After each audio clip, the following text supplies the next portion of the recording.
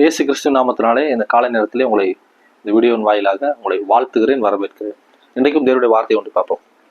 பாருங்க, நம்ம வாழ்க்கையில அனுதினமும் பார்த்தீங்கன்னா பசி தாகம் இந்த ரெண்டு விஷயம் எடுத்துகிட்டே இருக்கும். ஆனால் இயேசு கிறிஸ்து இதை பற்றி சொல்லும் பொழுது ஒரு வசனம் இப்படி சொல்லுகிறது. யோவான் 6:35 சொல்லுகிறார், இயேசு கிறிஸ்து அவர்களை நோக்கி, நானே ஜீவ அப்பம், என்னிடத்தில் வருகிறவன் பசி அடையான், என்னிடத்தில் விசுவாசமா இருக்கிறவன் ஒரு காலம் தாகமடையான். ஆமா, நம்ம டெய்லி லைஃபுக்கு பசியும் தாகம் ரொம்ப முக்கியமா இருக்கு. ஏன்னா இந்த பாடியை வளர்க்குறதுக்கும் நமக்கு இந்த பாடிக்கு தேவையான நியூட்ரிஷன் எல்லாம் சாப்பாட்டுலையும் தண்ணீர்ல இருந்து நமக்கு கிடைக்குது. பல விதமான சாப்பிட்றோம் ஃபுட்டு, எல்லா விதமான உணவுகள் இருந்தும் நமக்கு தேவையான நியூட்ரிஷன் கிடைக்குது. நாம் வளர்ச்சிக்கு அது உதவுகிறது. ஆனால் இயேசு கிறிஸ்து சொல்லும்போது சொல்லுறார், என்னிடத்தில் வருகிறவன் பசி அடையான். அப்படின்னா நான் ஜீவ அப்பம், நானே உங்களுக்கு ஆகாரமா இருக்கிறேன். ஜீவ அப்பம்னா தேவனுடைய வார்த்தையை குறித்து பேசுகிறது. ஒரு காலம் என்னை விசுவாசிக்கிறவன் ஒரு காலம் தாகமடையான். அது ஜீவ தண்ணீரை பற்றி பேசுகிறது. தாகமடையாத அளவுக்கு நமக்குள்ள ஒரு தண்ணீர் தேவைப்படுதுன்னா அது ஜீவ தண்ணீர். அதனாலதான் அதே யோவான் 7வது அதிகாரத்துல 38வது வசனத்துல சொல்றாரு, 7:38 இப்படி சொல்றாரு, என்னிடத்தில் விசுவாசமா இருக்கிறவன் எவனோ அவன் உள்ளத்திலிருந்து ஜீவ தண்ணீர் நதிகள் ஓடும். அப்போ என்னிடத்தில் விசுவாசமா இருக்கிறவனுக்கு தாகம் இராது, என்னிடத்தில் விசுவாசமா இருக்கிறவன் உள்ளத்தில் ஜீவ தண்ணீர் நதிகள் புறப்பட்டு ஓடும். அப்போ தேவனிடத்தில் நாம் சேரும் பொழுது,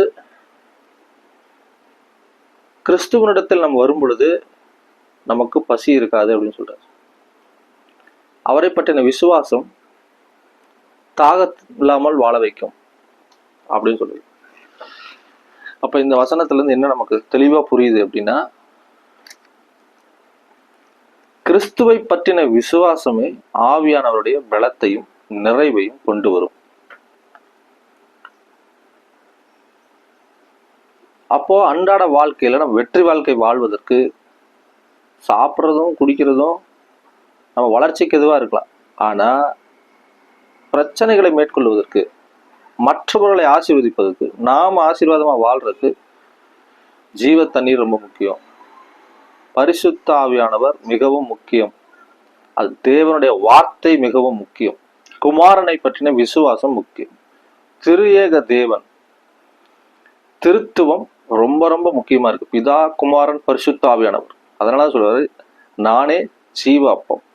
அது வசனம் 6, அதே 6 யோவான் 6:51 சொல்லுது, நானே வானத்திலிருந்து இறங்கின மெய்யான ஜீவ அப்பம்.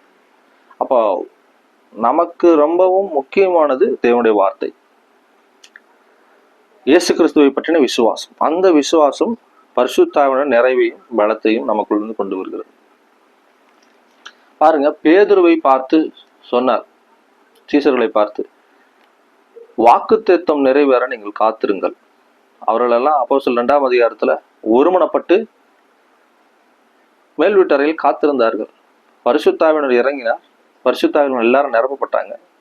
அதுக்கப்புறம் பேதுரு 3ஆவது அதிகாரத்துல அலங்கார வாசல்ல ஒரு முடவனாய் கிடந்த ஒரு மனிதனை அவன் கையை பிடிச்சு எழுப்பிடுறார், சுகமாக்கிட்டார்.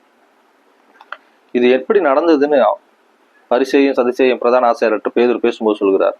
அப்போஸ்தலர் 3:16 சொல்லும்போது, நீங்கள் பார்த்து அறிந்திருக்கிற இந்த மனிதனை எப்படி சுகம் கிடைச்சது பாருங்க. 3:16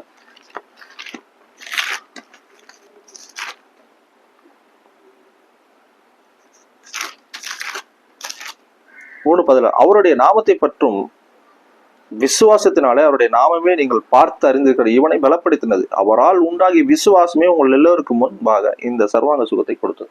இவனுக்கு சர்வாங்க சுகத்தை கொடுத்தது. அதே பேதுரு கிறிஸ்து இயேசுவை பற்றின விசுவாசத்தினாலே ஒரு மனிதனை நடக்க செய்தார்.